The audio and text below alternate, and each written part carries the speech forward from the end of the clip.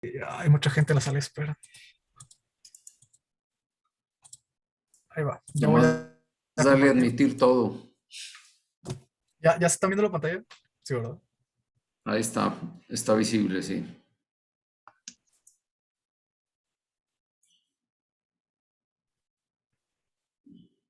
Bueno, buenos días compañeros. El tema de hoy que se expondrá será el tratamiento de la obesidad y nosotros somos el equipo B, el cual está conformado por Iñaki Arrambide Villarreal, que llevará a cabo la función de comentarista, Luis Ayala Montelongo, él será el ponente y yo su servidor, Giovanni Espinosa Gas, seré el coordinador. ¿Le puedes dar una diapositiva, por favor, Iñaki? Bueno, como objetivo general de esta exposición va a ser conocer las distintas medidas terapéuticas desde un manejo conservador hasta un manejo quirúrgico en el abordaje y tratamiento de la obesidad, así como las ventajas de estas medidas. ¿Le das otra, por favor, Iñaki?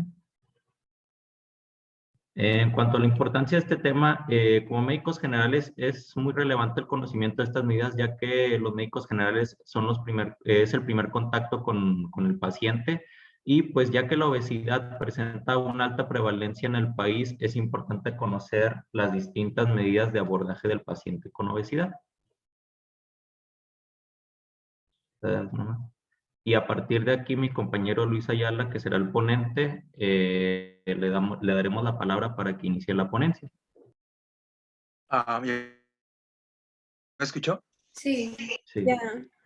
Bueno, ahora para hablar de los objetivos principales de la presentación, pues los principales objetivos va a ser que el alumno sea capaz principalmente de identificar las medidas iniciales del tratamiento de la obesidad, conocer bajo qué mecanismos va a actuar dichas medidas terapéuticas, comprender los efectos del peso corporal en las medidas terapéuticas y dar a conocer el algoritmo de abordaje.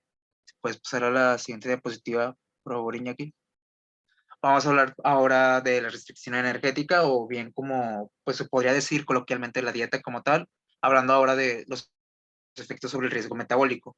Va a haber numerosos marcadores de riesgo cardiovascular que van a tender a mejorar con una reducción en el peso debido a, pues, a la misma restricción energética, siendo pues el marcador más sensible la presión sistólica y la presión diastólica, que tienden a mejorar pues una mayor respuesta tan pronto empieza la pérdida de peso. También se mencionaba que la dilatación medida por flujo va a tender a mejorar y pues para que sea un efecto notable como tal, la pérdida de peso debe ser de aproximadamente 10 kilogramos o superior. Si puedes pasar a la siguiente, Iñaki, por favor. Hablando de los niveles de glucemia, pues la glucemia suele mejorar bastante con el inicio de la pérdida de peso. Eso se puede atribuir a dos factores principalmente, ya sea una mayor sensibilidad de la insulina en órganos diana, entiéndase hígado o tejido adiposo, o bien una mejor función de las células betas.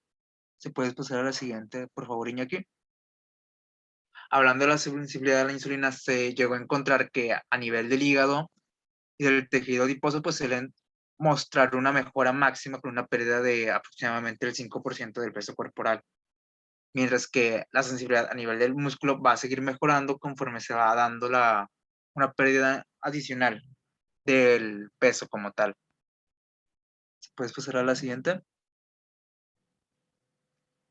En cuestión de la función de las células beta, se encontró que iba mejorando a medida que aumentaba la pérdida de peso, llegando a su punto máximo al momento de una pérdida de aproximadamente el 10% del peso corporal. ¿Puedes dar a la siguiente, Iñaki, por favor? Dentro de los cambios lipídicos, pues se suele encontrar cambios favorables en el perfil de lípidos en personas con un índice de masa corporal superior a 25. Eso se puede ver debido a una resolución parcial de la dislipidemia adiposopática, que les vamos a hablar un poco más adelante. ¿Puedes poner la siguiente? Y bueno, nada más les puse este diagrama para entender lo que se considera como una dislipidemia adiposopática, donde vamos a tener pues al inicio principalmente un balance energético positivo, es decir, que la ingesta calórica va a ser superior a pues a las necesidades del paciente, ¿no? Esto pues nos puede causar una insuficiencia a nivel de la liproteína lipasa y también de la adipogénesis en el tejido adiposo subcutáneo periférico. ¿Esto qué va a hacer? Al momento de que no se puede pues procesar como tal este desbalance energético, pues va a optar por otra vía, como puede ser la adiposidad visceral, es decir, que los mismos ácidos grasos pues pasen a otros tejidos como puede ser el hígado, y también esto nos va a causar una mayor liberación de ácidos grasos libres. Este desbalance lipídico pues nos puede causar una mayor producción de lipoproteínas de baja densidad o bien a lipoproteínas de baja densidad mucho menos densas, que pues pueden empeorar, no, perdón, mucho más densas, lo que puede causar que las mismas se puedan, no sé si se podría decir como tal, sedimentar, pero va a favorecer la formación de placas de ateroma, lo cual puede ser mucho más riesgoso en cuestión del sistema cardiovascular, como ya se había mencionado antes. También se mencionaba que las lipoproteínas de alta densidad pues iban a ser de mucho mayor eliminación. Además, la liberación de estos ácidos grasos libres pues va a contribuir más a una hepatoesteatosis o bien a la insensibilidad a la insulina, lo cual nos puede causar pues, posteriormente con el tiempo a una mayor cantidad de cambios fisiopatológicos adicionales asociados a la misma dislipidemia. Sí, puedes pasar a la siguiente, Iñaki. Bueno, algunas de las mejoras en relación a la pérdida de peso pues va a ser principalmente una reducción sustancial en los triglicéridos, siendo de aproximadamente de 15 miligramos por decilitro cuando hablamos de una pérdida de 3 kilogramos de peso. También se puede hablar de otras mejoras en el nivel de las lipoproteínas de baja densidad con una pérdida de aproximadamente 5 miligramos por decilitro y bien un aumento en las proteínas, en lipoproteínas de alta densidad con una pérdida de 5 a 8 kilogramos. ¿Se puede pasar a la siguiente? En cuestión de los marcadores inflamatorios que van a estar pues normalmente altos en personas con obesidad, se mencionaba en el artículo que personas clínicamente sanas con una obesidad severa pues, van a tener unos altos niveles de proteína C reactiva y a partir de una pérdida de aproximadamente el 16% se puede causar una disminución o una normalización de los mismos niveles de la proteína C reactiva, lo cual nos puede hablar mucho de cómo el estado proinflamatorio puede mejorarse a partir de la reducción de peso, a partir de la dieta. ¿Puedes pasar a la siguiente?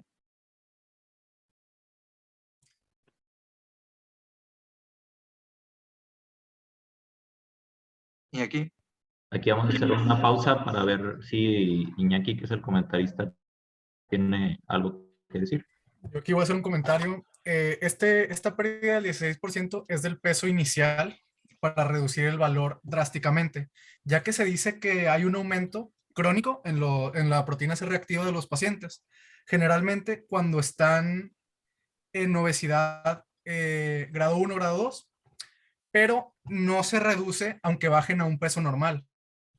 Tienen que bajar 16% del valor inicial. Esto es lo que nos indicaba el estudio de 2020.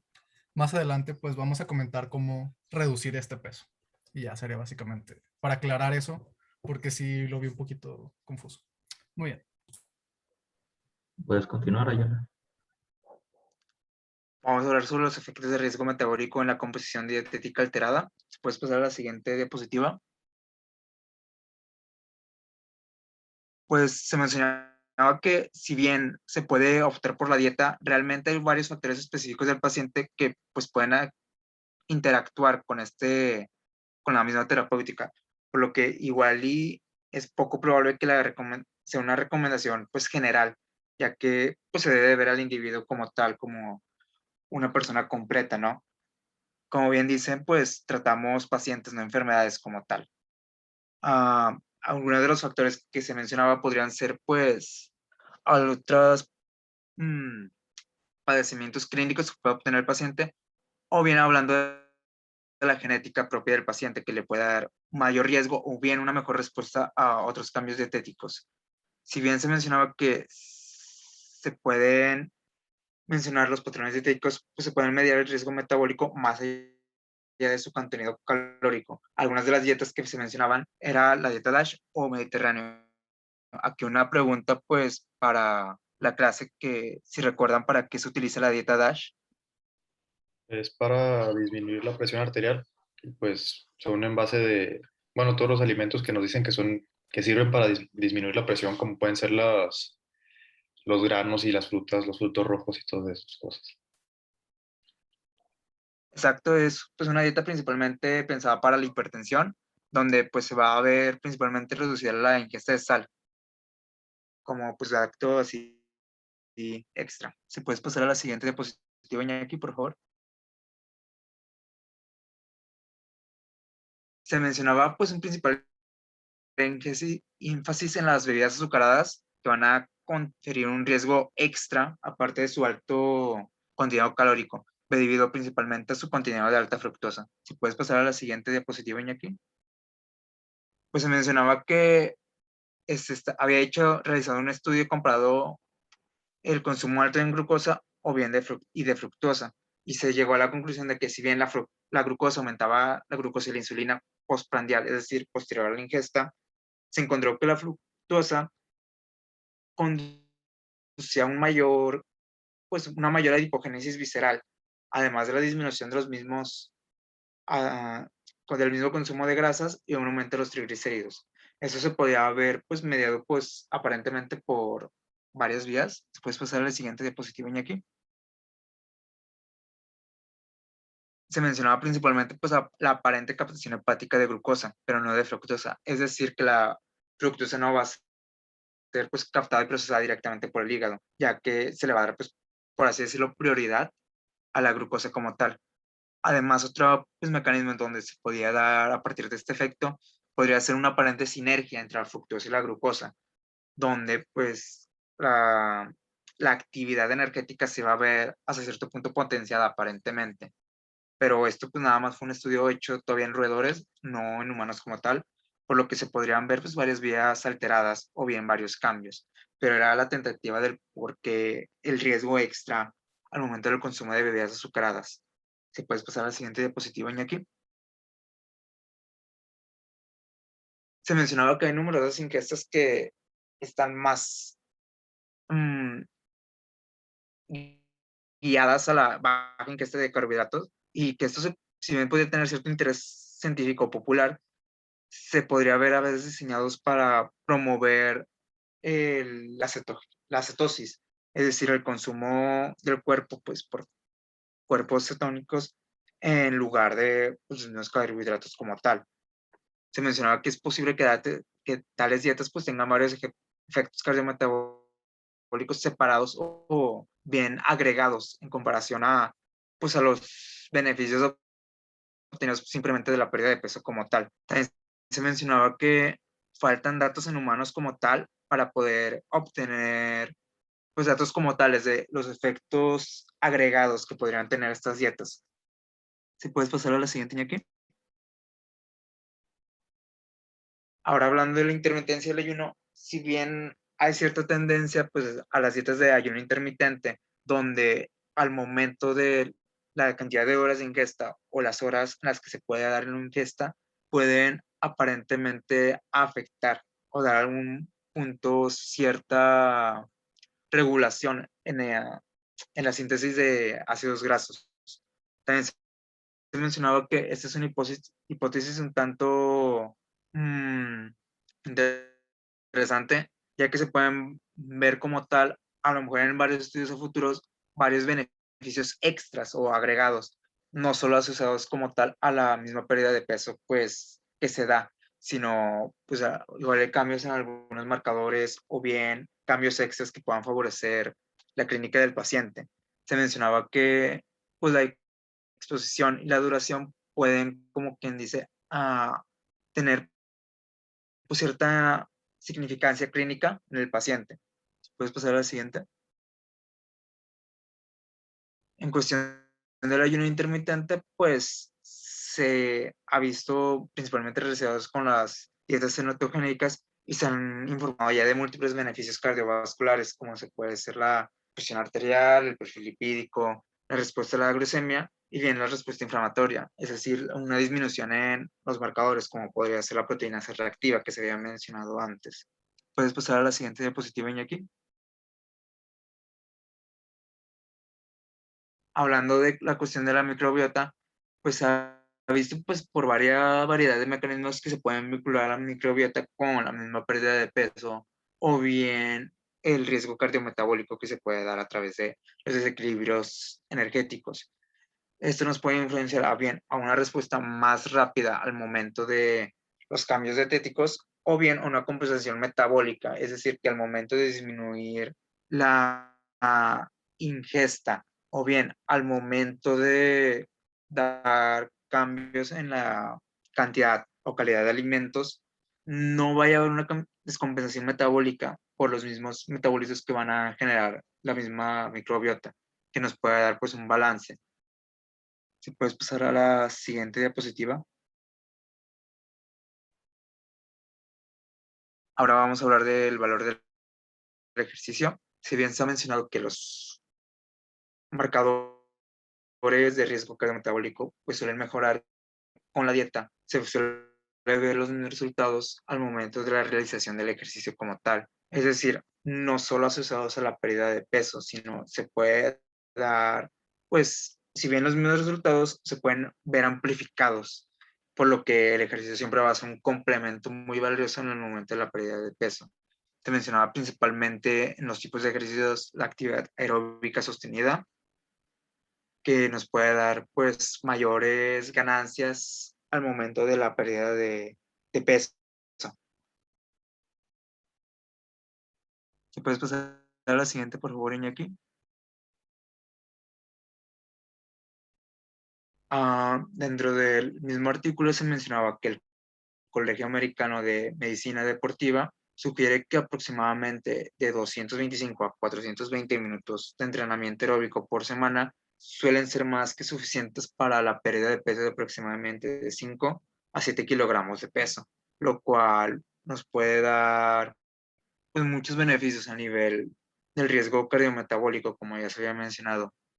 También se mencionaba mucho que varios de los beneficios en la composición corporal podría ser la preservación de la masa corporal magra, es decir, no solo una pérdida de masa como tal en general, o bien de masa de grasa como tal, sino también a la ganancia de músculos a cierto punto.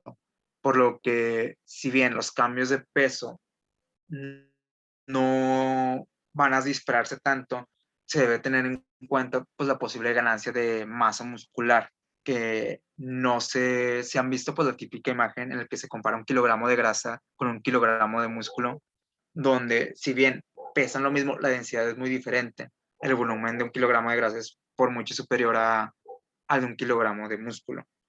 Por lo que, si bien los datos en la pérdida de peso no van a ser tan significativos, la preservación de la masa corporal magra nos va a hacer de principalmente que pueda favorecer realmente una mayor pérdida de peso, a pesar de que no se, no se cuantifica tanto. No sé si me doy a entender. Bueno, pasando a la siguiente diapositiva, aquí. Algunos de los efectos beneficiosos de los niveles van a ser de la apoproteína B, triglicéridos, la hemoglobina glucosilada, que nos van a disminuir pues el peso, van a causarnos una disminución con una pérdida de peso moderado o bien o incluso sin pérdida junto con el ejercicio, como ya les había mencionado, pues la combinación de la ganancia de músculo en comparación que a la pérdida de grasa, es decir, la masa magra, por así decirlo, donde si bien no va a haber una pérdida de peso como tal, sí va a verse una disminución al momento de la grasa, que se va a ver compensada pues, con la ganancia de músculo, además de los beneficios que nos puede dar la pérdida de grasa como tal. ¿Se puede dar a la siguiente?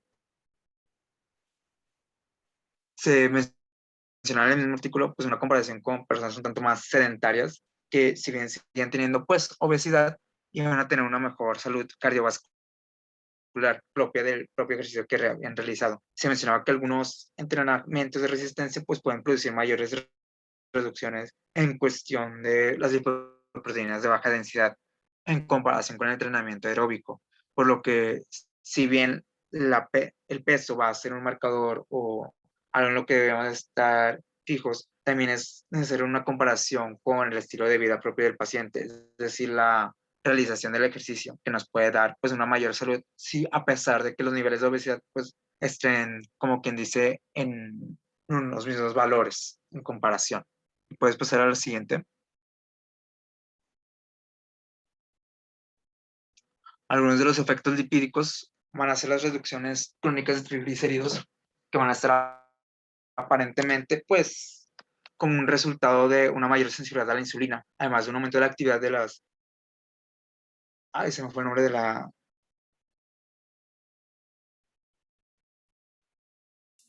Lipoproteína lipasa. Lipasa Ah, lipoproteína.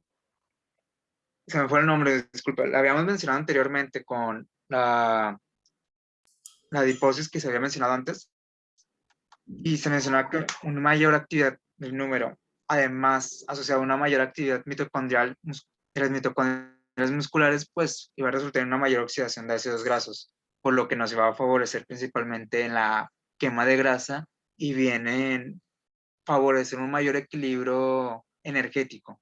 Si puedes pasar a la siguiente.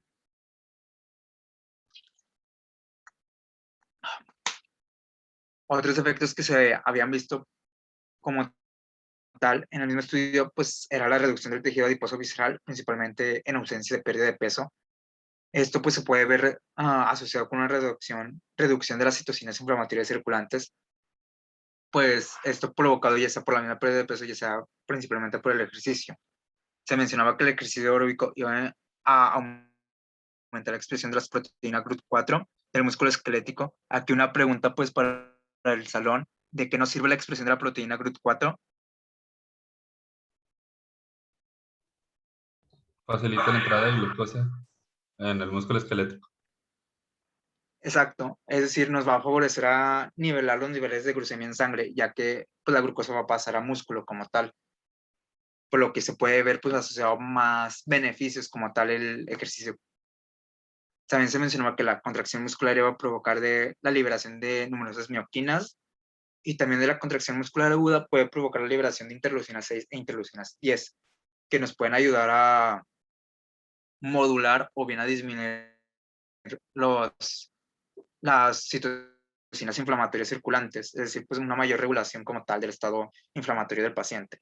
Se mencionaba que el ejercicio sin cambios en el peso corporal puede aumentar las células T reguladoras, por lo que se puede ver, como ya se había mencionado antes, una mejor modulación de la respuesta inmune del paciente en cuestión de, pues, de la misma respuesta inflamatoria que puede estar teniendo. Si puedes pasar a la siguiente diapositiva, Iñaki. Aquí Ahora haremos vamos. una pequeña pausa, Luis. Vamos a ver si mi compañero Iñaki tiene algún comentario con lo ya visto. Sí, bueno, siendo específicos en el estudio, bueno, en el review, porque este artículo del que sacamos la presentación es pues un review, básicamente dice que 15 artículos especifican que es mucho más importante la restricción calórica que el ejercicio en cuanto a la reducción de la obesidad. Pero en cuanto a reducción a comorbilidades, tienen un impacto similar, más no igual. Siguen dándole más importancia a la reducción calórica más que al ejercicio, estos 15 artículos.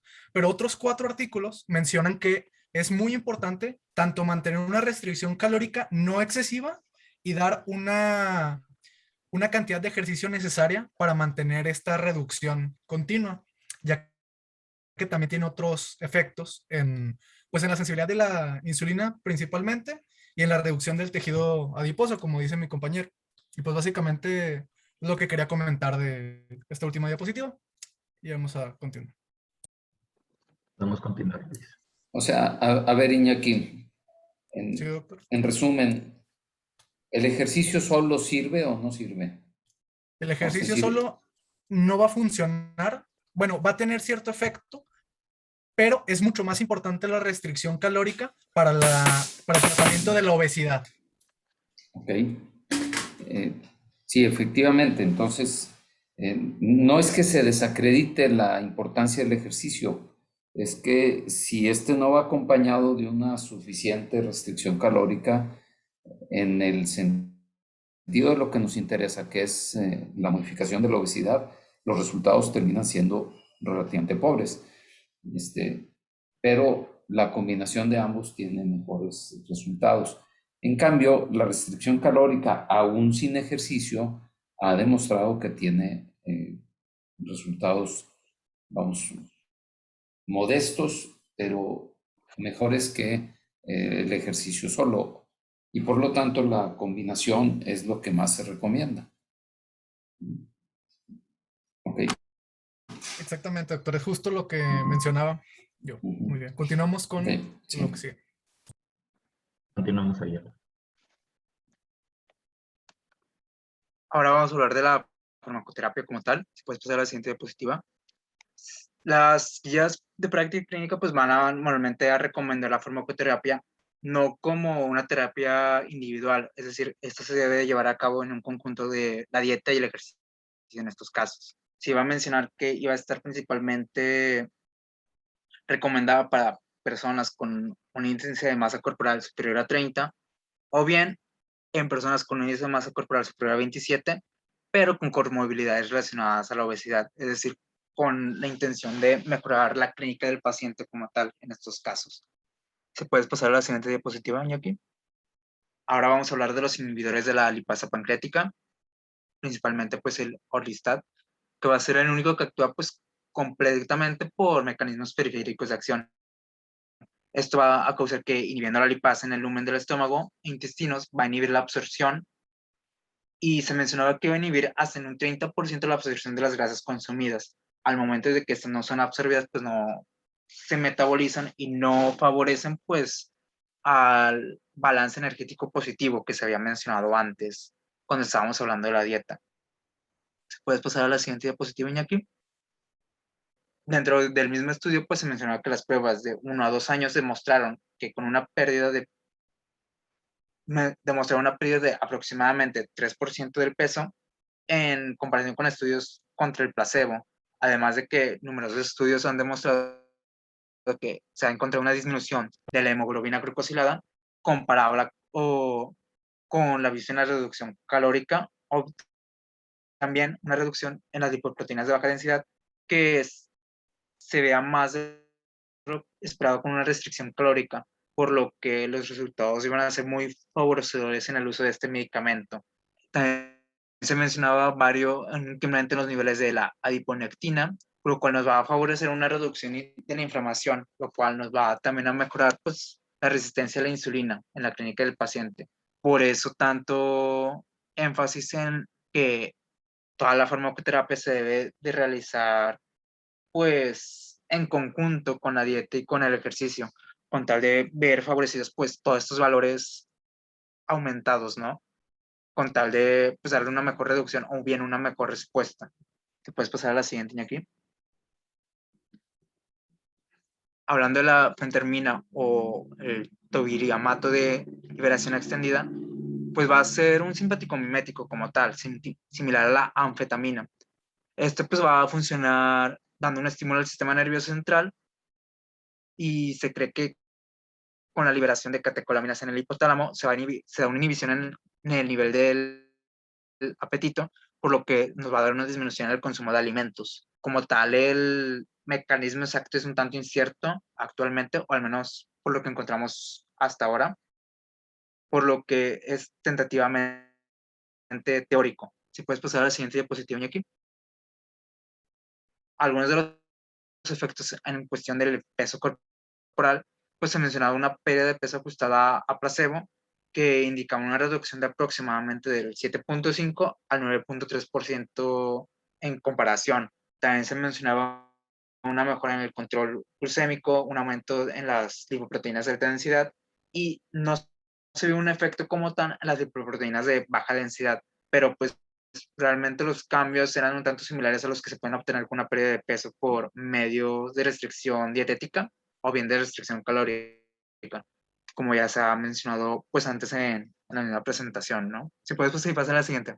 Perdón, Iñaki. Ahora vamos a hablar del bupropion o el natroxena, que va a inhibir la recaptación de dopamina y norepinefrina, mientras que La naltrexona pues va a ser un antagonista de opioides. Estos van a darse como dos efectos como tal, uno en el circuito de recompensa dopaminérgico y otro en el nivel de la regulación de la saciedad. ¿Te puedes pasar a la siguiente, Iñaki? Dentro de los efectos a nivel del peso corporal, se encontró que en estudios de fase 3, el bupropión natroxena demostraba una pérdida de peso ajustada de aproximadamente el 2.5 al 5.2%. En las mismas pruebas, pues el fármaco se veía asociado a un aumento leve en lipoproteínas de alta densidad, un decremento en las lipoproteínas de baja densidad y cambios ligeros en la hemoglobina glucosilada. Se mencionaba que en varias pruebas de fase 3 no se demostró pues, un cambio como tal o significativo en la salud cardiovascular del paciente, lo cual se veía como un efecto un tanto interesante. Además, se mencionaba que ayudaba en la reducción del consumo de tabaco de los participantes, por lo que si bien se debía haber asociado pues con otros factores de riesgo, como puede ser el consumo de tabaco, por lo que se puede tomar como pues, algo extra, ¿no? O algo interesante que se pueda utilizar. También se mencionaba que se había mitigado pues la pérdida de peso causada por el tabaco como tal. ¿Puedes pasar a la siguiente? Mi compañero Iñaki va a aportar un comentario de lo ya mencionado. Esto que acaba de mencionar mi compañero Ayala es importante, ya que algunos de los participantes de las pruebas también tenían un consumo crónico de tabaco, y ya que la naltrexona es un antagonista de los opioides, pues básicamente también tuvo un efecto secundario de la reducción de la utilización de sustancias adictivas en general, tanto de tabaco como de alcohol como de otras sustancias. Y esto hizo que se redujera la pérdida de peso que naturalmente causa el consumo del tabaco. Y en estas pruebas, en dos específicamente que nos menciona el estudio, bueno, la recopilación de estudios, básicamente mencionaba que había una pérdida menor al 2% en consumidores crónicos de tabaco. Y pues sí, es un efecto interesante de esta combinación de fármacos. Y ya sería el comentario. Podemos continuar ya. ¿Puedes pasar a la siguiente diapositiva, Iñaki, por favor? Y, ya, agonistas de la serotonina. Se mencionaba mucho que la lorcacerina pues va a activar selectivamente receptores de serotonina en neuronas propio melanocórticas, por lo que se va a promover la saciedad como tal. Varias de las pruebas demostraron que la pérdida de peso en comparación con el placebo iba a ser de 3 a 3.6% a un año de uso, por lo que igual también pues sus valores o sus resultados no son nada despreciables y se pueden optar como una medida terapéutica como tal. ¿Se puedes pasar a la siguiente, Iñaki? Ahora los agonistas del péptido similar al glucagón, la liraglutida, pues va a ser un medicamento aprobado por la FDA para el tratamiento de la diabetes mellitus tipo 2. El péptido similar al glucagón va a ser una incretina secretada por el intestino y se va a dar como una respuesta a la ingesta como tal, por lo que pues nos puede dar varios cambios que se van a explicar un poquito más adelante en una imagen, pero así como tal, pues va a tener una vida media más larga en comparación pues con dicha hormona, por lo que los efectos se van a presentar de una forma más persistente y se van a activar pues un tanto más, se van a mantener un tanto más activados en cuestión de las células beta y alfa, por lo que se va a andar suprimiendo cierto grado la liberación del glucagón. ¿Me puedes pasar a la siguiente diapositiva? Que creo que es la imagen esquemática, si no me equivoco. Y aquí podemos ver los efectos que se pueden tener, como puede ser un incremento en la saciedad del paciente, un decremento en cuestión del apetito, una disminución en la velocidad del vaciamiento gástrico y también una disminución en la motilidad perdón, del, del intestino delgado. También se mencionaba que otros efectos que se pueden dar puede ser una reducción en la inflamación y un mejoramiento a nivel del sistema cardiovascular, lo cual nos puede pues, traer principales efectos beneficiosos en cuestión de condiciones isquémicas o bien disfunciones a nivel de la función endotelial en algunos pacientes. Por lo que pues creo que es el medicamento que nos podría traer muchos más más beneficios en comparación a pues, pacientes con comorbilidades, debido pues, a toda esta gama de mecanismos que nos puede traer como beneficio. ¿Se puede pasar a la siguiente diapositiva, Iñaki? Dentro de los efectos en el peso corporal se había demostrado una eficacia Aquí de... hacemos una pausa, ya el doctor quiere comentar. Bueno, es en relación al liraglutide. Ubiquémoslo bien, ustedes lo vamos a revisar bastante más en detalle cuando hablemos de tratamiento de la diabetes, porque como bien lo dijiste, es un medicamento que se ha aprobado para el uso en diabetes. Y por estos efectos que se podrían llamar pleiotrópicos, de que tú induces una concentración suprafisiológica de la incretina, en este caso es una incretina sintética, que es el liraglutide, entonces puedes tener efectos muy favorables porque retarda el vaciamiento gástrico, pero también inhibe el reflejo del hambre y sobre todo estimula la saciedad. Esto ha hecho que sean, y fíjense bien porque ahorita seguramente nos vas a mencionar los efectos de la cirugía, es el primer esbozo de tratar de llevar a un manejo farmacológico los mecanismos por los cuales funciona la llamada cirugía metabólica o cirugía bariátrica, que reducen no solamente el peso, sino también muchos de los efectos adversos metabólicos. Y también mencionarles que, bueno, este artículo, bueno, aquí la referencia que aquí nos das es una referencia un poquito más antigua en relación al estudio clínico, en donde se estudió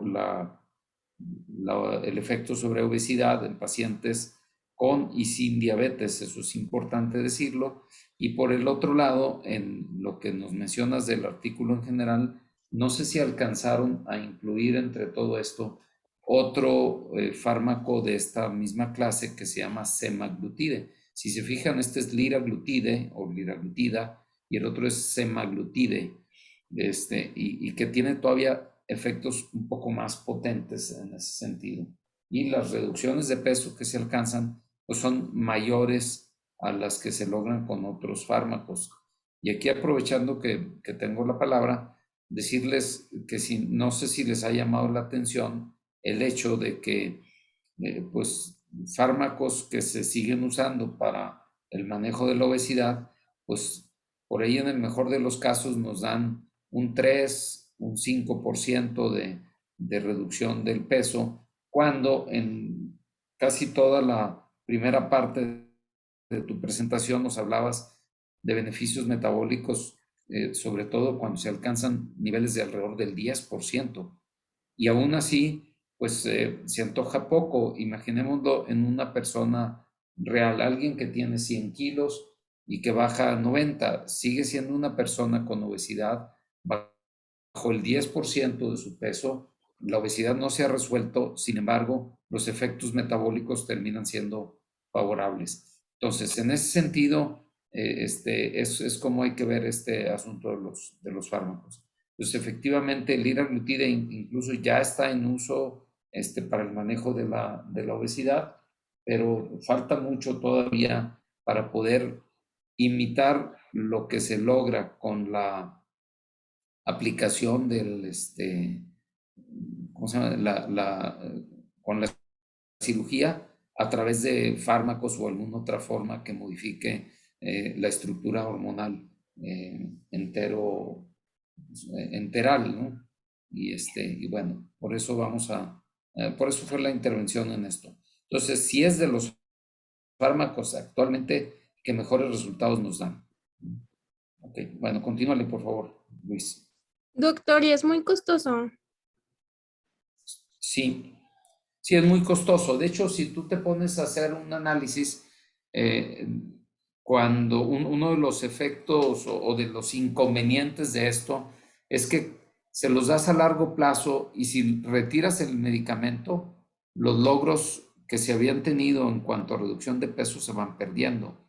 Entonces, haces una suma y como que comparado a lo que cuesta la cirugía metabólica, que también es costosa, termina siendo más caro el medicamento por el tiempo con el que se usa. Como quiera que sea, la cirugía metabólica es un gasto, como quien dice, de una vez, de un solo jalón.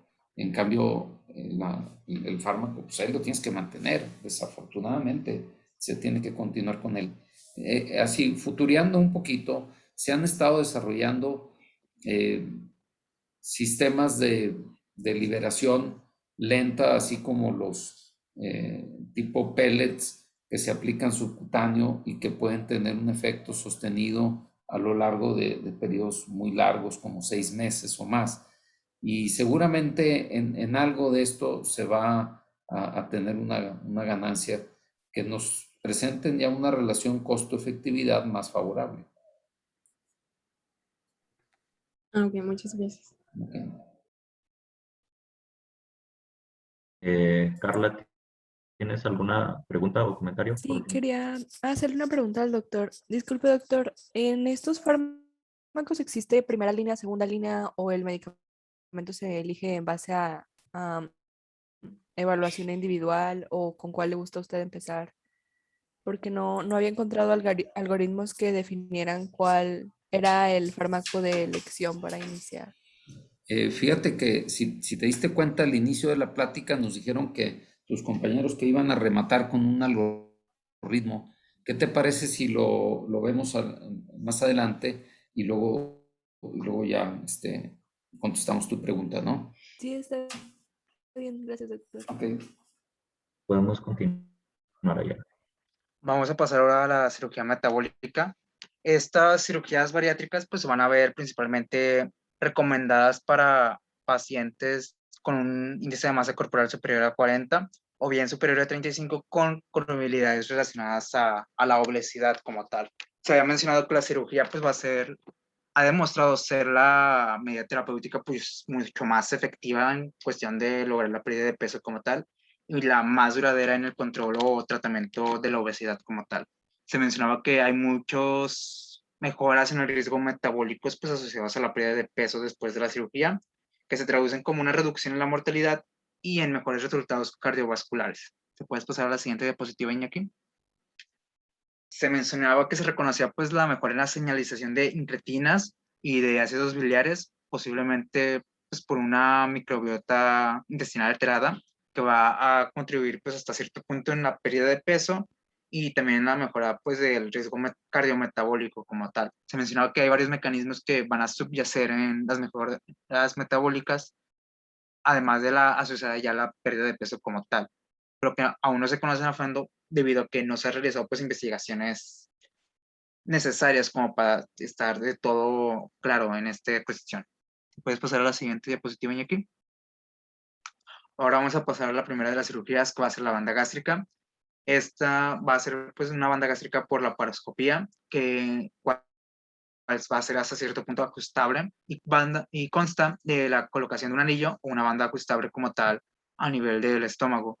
Esta pues va a estar conectada a un puerto subcutáneo en el que se puede inyectar o bien extraer solución salina para ajustar la presión del mismo. Esto que va a causar pues una limitación en el volumen de alimento que ingresa, por lo que al momento de que es mucho menor el consumo calórico, pues se va a favorecer un mejor balance calórico en el paciente. Se mencionaba que pues la presión de la banda va a aumentar hasta cierto punto también la actividad peristáltica en la porción inferior del estómago y en la parte superior del estómago pues va a provocar estimulación del nervio vago, por lo que pues nos va a favorecer a un aumento de la saciedad, si no me equivoco. Si puedes pasar a la siguiente diapositiva. Se mencionaba que en combinación con una dieta restringida en calorías y a la intervención del ejercicio, pues generalmente la pérdida de peso es de aproximadamente el 52% desde el inicio hasta el año.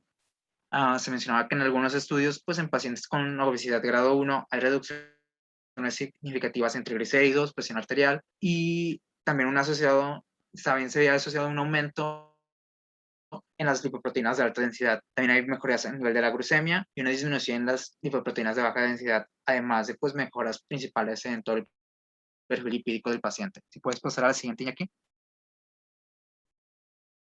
Ahora vamos a hablar de la manga gástrica o una gastroplastia vertical en banda. Este procedimiento quirúrgico pues, es el más realizado en Estados Unidos y en Sudamérica. Se mencionaba que consistía en la extirpación de la porción fúndica y antral del estómago mediante un procedimiento de plicatura, dejando al paciente con una pues, manga permanente en el estómago, a través del cual pues, van a fluir los nutrientes ingeridos por el paciente. Si puedes pasar a la siguiente diapositiva. Esto nos va a conducir a una pérdida media de peso de aproximadamente del 25 al 30% a partir del año del paciente. La pérdida de peso pues, va a ser hasta cierto punto duradera, de aproximadamente 5 años. Se mencionaba también que el grado de pérdida de peso pues, ha sido lo mayor que se le puede distribuir a los efectos restrictivos y de mala absorción, por lo que la eliminación del 75% del volumen del estómago solo se puede ver pues varios efectos restrictivos como tal. Se mencionaba que también se creían varios mecanismos que podían mediar pues la saciedad adicional como tal, además de la disminución del consumo de calorías pues propias de la disminución del volumen gástrico. También se mencionaba que puede contribuir en la disminución del riesgo cardiometabólico. ¿Se puede pasar a la siguiente, Iñaki? Se mencionaba que hay varios probables mediadores como por los efectos hipocalóricos que van a incluir las hormonas anoréxicas como es el péptido similar al glucagón, entre otros como así como la grelina, que pueden ayudar a disminuir la eliminación y a la secreción de pues hormonal, ¿no? Se mencionaba que la gastrectomía perturba la microbiota intestinal de varias formas, por lo que se puede favorecer a una mayor pérdida adicional de peso a través de una menor absorción energética en el paciente. Si puedes pasar a la siguiente. Dentro de las reducciones, pues se mencionaba una reducción en la presión arterial, una reducción en la hemoglobina glucosilada, en los triglicéridos y en numerosos marcadores inflamatorios. Entiéndase, pues, principalmente la proteína C reactiva que ya se había mencionado antes. Se mencionaba un aumento en la cantidad de lipoproteínas de alta densidad y bien los aumentos hormonales que ya se había mencionado como es el péptido similar al glucagón, que van a ayudar a favorecer las mejoras de la glucemia como tal. Si puedes pasar a la siguiente. Hablando del bypass gástrico en Y de Rux, pues va a tener la historia más larga en los procedimientos bariátricos y la mejor evidencia para el mantenimiento sostenido de la pérdida de peso y la mejora cardiovascular. Implica pues principalmente en conectar una pequeña bolsa gástrica al yeyuno proximal, lo que va a permitir pues el tránsito de nutrientes directamente al intestino delgado, mientras que la rama biliar se va a conectar pues al estómago y al duodeno, por lo que se va a dar pues esta desviación distal, como se puede ver en la imagen, la forma de la Y como tal. Si puedes pasar a la siguiente diapositiva, Iñaki. Se conduce pues esta cirugía a una pérdida de peso de aproximadamente mayor al 30% desde el inicio del año y suele ser pues mayormente de la edad de más de 5 años aproximadamente. La pérdida de peso sustancial se debe a una combinación de la reducción del apetito, de la ingesta calórica, además de todos los marcadores hormonales que se habían mencionado antes, además de pues los cambios en el microambiente intestinal como tal. Si puedes pasar a la siguiente. Se mencionaba que hay mejoras en la presión arterial, en la glucemia y en la dislipidemia. Además de, hay mejoras en cuanto al riesgo metabólico del paciente. En caso de que el paciente tenga diabetes mellitus, pues se va a ver una mejora en la clínica como tal. Se mencionaba que el tránsito rápido pues puede aumentar la secreción del péptido similar al glucagón, además de que la exposición del intestino delgado a proteínas y lípidos no digeridos va a contribuir a una reducción de las lipoproteínas de baja densidad, además de un aumento pues, de las lipoproteínas de alta densidad que van a ser pues, mucho más duraderas como parte del mismo procedimiento. También se mencionaba que el rápido tránsito de los nutrientes menos digeridos pues, perturba la microbiota intestinal, lo que da resultado pues, una menor recolección de energía bacteriana de la comida, lo que va a disminuir pues, la absorción calórica y va a facilitar mucho más la pérdida de peso. ¿Se puedes pasar a la siguiente, Iñaki? La cirugía bariátrica, pues la modalidad de pérdida de peso que ha demostrado los mejores resultados cardiovasculares en el tratamiento de la obesidad, y se debe pues también dar con una combinación a otros procedimientos mediante los cuales se puede ver beneficiada la cirugía como tal, y se debe ver pues asociado también a varios mecanismos extras o fuera de los propios de una cirugía como tal. Si puedes pasar a la siguiente. Bueno, ya a partir de aquí le otorgaremos la palabra a mi compañero Iñaki para que nos hable de los puntos más relevantes del tema. Bueno, pues básicamente los puntos relevantes de esta exposición fueron que el ejercicio y la dieta son de vital importancia para el tratamiento integral de la obesidad y el primer paso para el tratamiento de la misma. Más adelante en la siguiente diapositiva les voy a mostrar un algoritmo de la Guía de Práctica Clínica Mexicana para el tratamiento de la obesidad. Otro punto importante es que en el mercado existen una variedad de medicamentos que pueden ayudar a la reducción del índice de masa corporal junto con las medidas higiénico-dietéticas. Pero esto siendo después de intentar el ejercicio y la dieta directamente. Estos solo van a ser una ayuda ligera que va a ayudar a bajar, bueno, redundante, va a apoyar a las medidas iniciales como la dieta y el ejercicio, ¿sí? Y ya como último recurso estaría la cirugía bariátrica y las otras cirugías que ya nos mencionó, en casos de que los pacientes presenten un IMC de más de 40 o de más de 35 con alguna comorbilidad, ya sea cardíaca, ya sea de una dislipidemia, ya sea cualquier comorbilidad que pueda tener el paciente. Y esta mejora de manera notable el riesgo metabólico y el peso del paciente. Continuando con el algoritmo, lo dividí en dos partes porque se me hizo a mí relevante mencionar esta parte como comentario de la exposición, que básicamente primero se tiene que realizar una evaluación inicial y diagnóstico, porque hay casos en los que realmente con simple restricción calórica se puede llegar a un objetivo que estamos pues, esperando, como es la reducción del IMC. Básicamente se tiene que medir el peso, la talla y calcular el índice de masa. Si el índice de masa, ¿qué pasa? ¿Me interrumpieron? ¿No? Bueno, continuamos. Si el índice de masa es de 18.5 o menor a 25 o mayor o igual a 25, dependiendo de lo que ocurra, si esta condición se cumple, va a pasar a consejería para mantener este peso, evaluar y tratar otros factores de riesgo o comorbilidades. Y se va a medir y calcular el peso de manera anual, ¿sí? Y pues ya vamos a pasar a evaluar si el paciente está dispuesto a hacer cambios. O sea, si esto no sucede, o sea, si gana peso y no se respetan pues los factores de riesgo, va a pasar a evaluarse el paciente a ver si tiene la disposición de hacer estos cambios.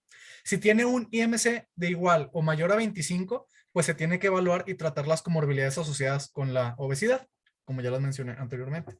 Se tiene que evaluar el peso y el estilo de vida que está llevando el paciente. Si toma mucho refresco, si pasa mucho tiempo sedentario, si tiene una alimentación muy pues llena de carbohidratos y grasas y baja en proteínas. Y si ya tiene un IMC alto, mayor a 30 o de pues menor a 30, pero mayor a 25, con más de una comorbilidad, pues ya tenemos que evaluar si el paciente está dispuesto a realizar cambios. Y ya vamos a la segunda parte del diagrama, del algoritmo que nos menciona la Guía de Práctica Clínica Mexicana para el tratamiento de la obesidad y para la obesidad y trastornos metabólicos, creo que decía. Y pues si sí se llega a esta evaluación con un IMC o con comorbilidades, con más de una comorbilidad, pues vamos a determinar las metas del tratamiento, la pérdida de peso y la estrategia de intervención, con el eje principal de la intervención de estilos de vida de alta intensidad, de cambios de vida.